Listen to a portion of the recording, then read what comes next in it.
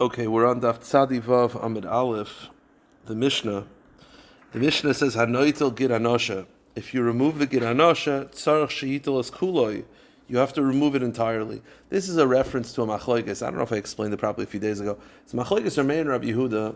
According to Rabbi, you not only have to remove, apparently the Gid Anosha sort of goes on top a little bit. I don't really know the Metzias as much, but there's a part of it that's sort of a resting sort of flush with the level of the flesh, and then there's parts that goes like deep in.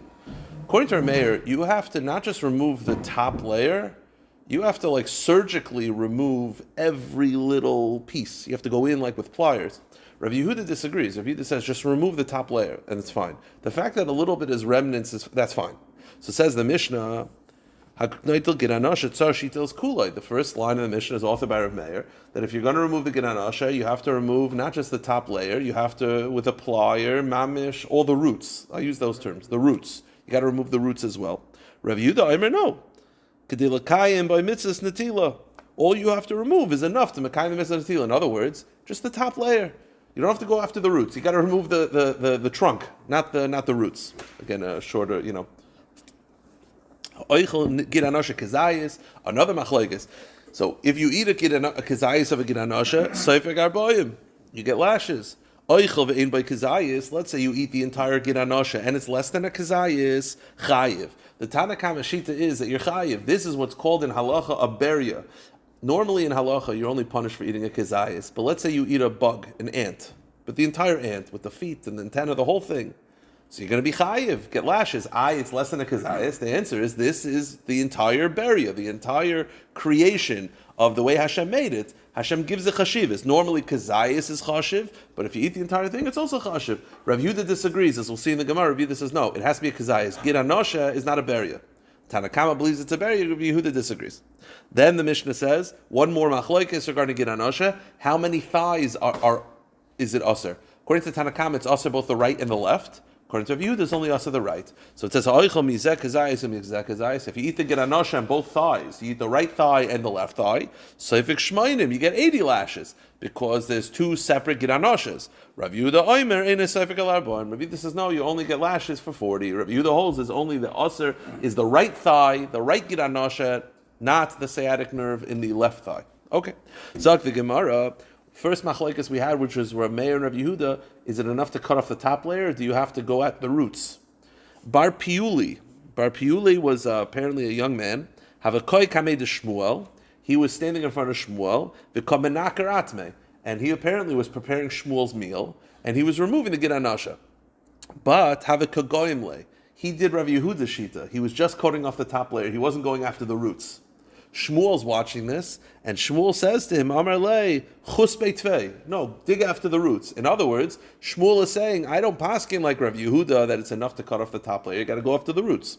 Now this Bar Piule, hashta lo chazisa safele isura, and Shmuel added this line. Shmuel said, if I wasn't watching, you would have given me iser, meaning, I'm glad I caught you, because if I wasn't watching, you would have given me a little Gid Anosha. Now, when Bar Piule hears this, irtis, he starts shaking, and nafel sakinim yada, he dropped the knife. Meaning, in other words, Bar Piule thought that what he did was completely usher. Bar Piule wasn't this big, he didn't know the sugya. He was taught as a butcher to just cut off the top layer. Shmuel sees him and says, that's not enough, and you would have done something usher. It's a machlekes remainder of Yehuda, so it turns out Bar Piule is fine, but Bar Piule's perspective, he thinks that he was mamish just doing something wrong. So he drops the knife. Amar le, Shmuel said, no, lei tirtas, don't be afraid. You were following Rav Yehuda. Whoever taught you this, you weren't wrong. You're following Rav Yehuda. I happen to follow Rav Meir. So don't worry.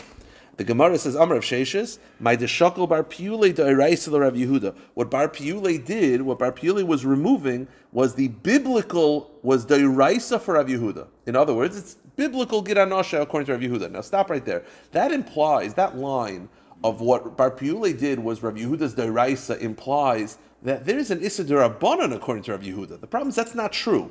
Rav Meir holds you have to remove the roots. Rav Yehuda holds you don't have to remove the roots. There's no derabanan. According to Rav Yehuda, there's the top layer which is deraisa, and then the roots are mutter. So this line that said that Bar Piyule was removing the gid anosha, which is deraisa for Rav Yehuda, is a little misleading. Says the Gemara, Mechlal d'shayir derabanan Rav Yehuda, el darila kremana rila. I thought according to Rav Yehuda it's mutter to eat the roots. So what do you mean it's deraisa? Well, it's not deraisa. It's mutter derabanan also. So the Gemara says you're right. El Omer Rav Sheshes, my deshakol bar piyule deiraisa, or my deshayir derabon Rav Meir. Til Rav Yehuda filu medarabon shari. The answer is no. It means like this: everyone agrees the part of the gid hanasha that's above the surface is the deraisa. The machloikes Rav Meir and Rav Yehuda is there a rabbinic obligation to remove the roots? Rav Meir says yes. Rav Yehuda says no.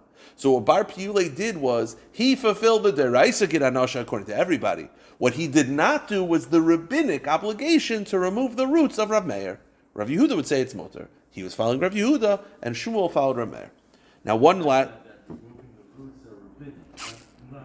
correct. Now the Gemara says, Amar Shmuel says another chiddush. Okay, basically like this. You have the whole thigh of the cow. The sciatic nerve, anyone who's had sciatic pain, it goes from the leg all the way up to the hip. It's a long nerve. We've discussed the top, the roots. Forget about the roots of the top. How long of it? It goes mamish across the entire, from the back all the way to the leg of the animal. Comes Shmuel, le'osra toira el sha'al akaf bilvad. Apparently there's a small, round piece of flesh by the hip of the cow. It looks like a spoon, actually, if you look at like the pictures. Mamish looks like a spoon, like the top of a spoon. It's round. The sciatic nerve runs through that. Shmuel says that's deraisa. In other words, the part above and the part below is only derabanan. The only thing that's actually gid hanasha deraisa is the part, I think it's like 4 finger lengths. It's like very small, that's on the spoon. That's the only thing that's deraisa. Now, whether you have to get the roots or not, that's a side discussion. But the length of it is just the spoon. Shenemar al kaf hayarech. Good. Now, by the way, from here until the end of the daf, it'll take us like 3-4 minutes. Shmuel's machadish that when the pasuk says al kaf hayarech, kaf is the spoon. It means that the only thing that's deraisa is on the spoon. The Gemara is going to prove it's a machlekes Rav Yehuda and Rav Meir. How do I know it's a machlekes? There's a side machlekes, Rav Yehuda and the Rabbanan, as we said in the Mishnah, about whether it's a beria. The Gemara is going to get bing like, what does he do with this? What does he do with this? What does he do with this? And it's going to come out, there's a machlekes, Rav Yehuda and the Rabbanan, whether what's usher is just on the spoon or the entire length of the sciatic nerve. So Shmuel says it's just the part that's on the spoon. The Gemara says kitanoi. It's actually machlekes tanoim. Now the tanoim don't address it directly, but it'll become clear in a moment. We had a machlekes in the Mishnah. Is it aser deraisa if you eat do you get lashes if you eat the entire gid hanasha if it's less than a kazayis? Rabbi Yehuda says it has to be a kazayis. The Rabbanan say it's a beria. What's the machlekes? My time at the Rabbanan. Why do the Rabbanan say that you get lashes even if it's less than a kazayis? The Gemara says beria because it's a beria means go to the next page. It's an entire creation. Because it's an entire creation, it's going to be also you're going to get lashes even less than a kazayis. Rav Yehuda, why does he hold that it has to be a kazayis? Because he says achila ksivbe. The pasuk says a lashon achila regarding the gid hanasha. Achila in the Torah is kazayis. So I don't care that it's a full item. It has to be a kazayis because it says lo sochal. Achila is kazayis. The Rabbanan who feel that it doesn't have to be a kazayis, what do they do with achila? Hayachila dechiyis be'arba v'chamisha zeisim v'achal kazayis v'chay. You know what the Rabbanan sheet is? They say like this: if you eat the entire thing and it's less than a kazayis, you'll get lashes. It says achila, which implies a kazayis. They say that's also true. Let's say you have a giant animal where the spoon is 5 kazaysim, and you eat a kazayis of it. You don't eat the entire thing, you'll also get lashes. So if you eat the entire thing, you'll get lashes even if it's less than a kazayis. If you eat a kazayis, even if it's not the entire thing, you'll also get lashes because it says achila. Rav Yehuda responds, no. Rav Yehuda says, Me'asher al kafi yareich nafka. Rav Yehuda says that it has to be a kazayis worth. How does he know that you're chayiv even if you didn't eat the entire thing but you ate a kazayis worth? From al kafi yareich. Meaning the Rabbanan learned it out from Achila. Rav Yehuda says, I know that halacha, that if let's say it's 5 kazaysim, I only eat a kazayis, I'm going to get lashes, even though I didn't eat the entire thing, is from the word al kafa yarech. So which part is beria? The entire thing. It's a beria. But let's say I didn't eat the entire thing, but I ate a kazayis amount of it. So I'm also going to get lashes. The Rabbanan say it's from the lashon achila. Rav Yehuda says it's from al kafa yarech. The Rabbanan counter. Rabbanan, what do they do with Akafa Yorech? Hamaboyle look at Shmuel. They use it for the teaching of Shmuel. The Amr Shmuel. This is the teaching of Shmuel that we had before, which is they use Al Kafa Yorech not to tell me the Yerchayev for a Kazayis, but rather Al Kafa Yorech is to tell me that the only thing that's Aser is the part that's on the spoon itself. Rav Yehuda counters. Rav Yehuda Hayorech Ksiv Dekul Yarech. Yehuda says, I disagree. I disagree with that teaching that you're quoting in the name of Shmuel. It's not Aser just on the spoon. The entire sciatic nerve is Aser. So it turns out it's a machlokes, Rav Yehuda and the Rabbanon, whether the entire length of the sciatic nerve is Aser or only part that's on the spoon. For Rabbanon, the Rabbanon, what do they do with Hayorech? How de Pasha Isur Bekul Yarech Lafuke Chitzon Delo. The Rabbanan say really it's only Aser if it's on the spoon. What do they do with Hayorech? Remember, there's two sciatic nerves. There's the outer one and the inner one. They're saying Yerech is the one that's by the bone, which is the inner one. Now, the Gemara just ends off the discussion. The Gemara says, "Hi kaf miboyle lemute oif the lesle kaf." We're saying that the word kaf is to tell me that it's only aser on the spoon. I thought kaf is used to exclude a bird because there is no gid anosha by birds, even though they have a sciatic nerve because they don't have a spoon. So I thought, so how could you tell me kaf is to tell me it's the length of the gid anosha? I thought kaf is to exclude birds. The Gemara says trey kaf siv. It says kaf twice. Okay, so the truth is we're done the daf, but what we'll do is I'll do the Mishnah now because it's a 10-minute daf. I haven't done a 10-minute daf in a while. We'll do the Mishnah. We might have to review it tomorrow. It's a very simple. It's not a complicated Mishnah. The rule generally is that if you have, I'm going to say the word shishim. When you cook something kosher and non-kosher together, you usually, right? If I have a piece of chazer that falls into a pot of chicken, right? So first of all, you got to remove the chazer. Right? You can't eat the chazer, obviously. If you see the chazer, you got to remove the chazer. And then you have to figure out, is the chicken a problem? The general rule is shishim. Taste, right? The length of shishim, 60th, is the amount of pork that can penetrate and add flavor. If the chicken is 60 times the pork, then you assume the flavor is nullified in the chicken. If not, not. Our mission is going to talk about how do you figure out if you cooked a thigh with the gid anosha? Because you can't go shishim. How do you go shishim? What are you going to say? By the way, forget about shishim. Normally you just say, is there flavor? Right? Shishim is always, is there flavor? Gid anosha in the meat, they all taste the same. They're all meat.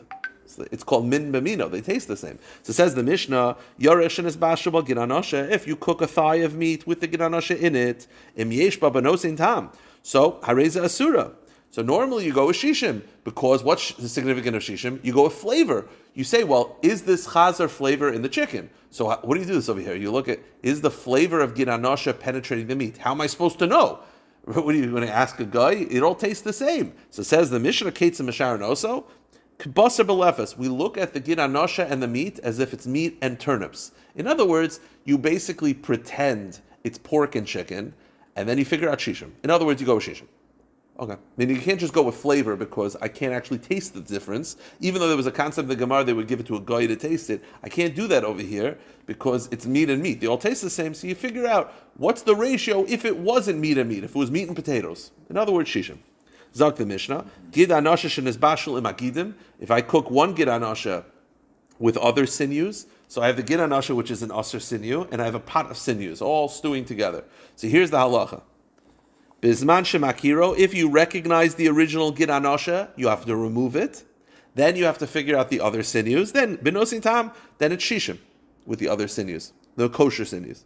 V'imlav, but if you don't recognize the gid anosha, so I have these sinews over here, and I have a gid anosha that's in there, but I can't recognize which one, then kulan asuros. It's not batel. The gid anosha is not batel. The Gemara will explain why, and therefore the entire mixture is a problem.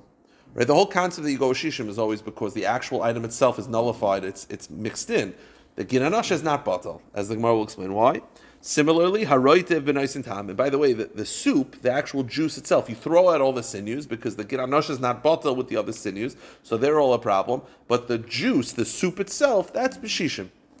The Mishnah ends off. V'chein chaticha shenavela. The same halacha applies to a piece of nevela. V'chein chaticha shel tag tameh also applies to crab and lobster. That's actually not a good example. Non-kosher fish, a piece of swordfish that's cooked with tuna. If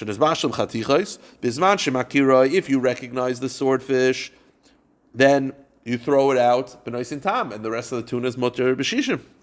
The imlav, but if you don't recognize the actual prohibited fish itself, then kulan asur. All the pieces of fish are asur. But the soup of the fish is going to be mutter as long as it's bigger than shishim of the original isur. I will stop here. I'll pick it up tomorrow. Talk more about this.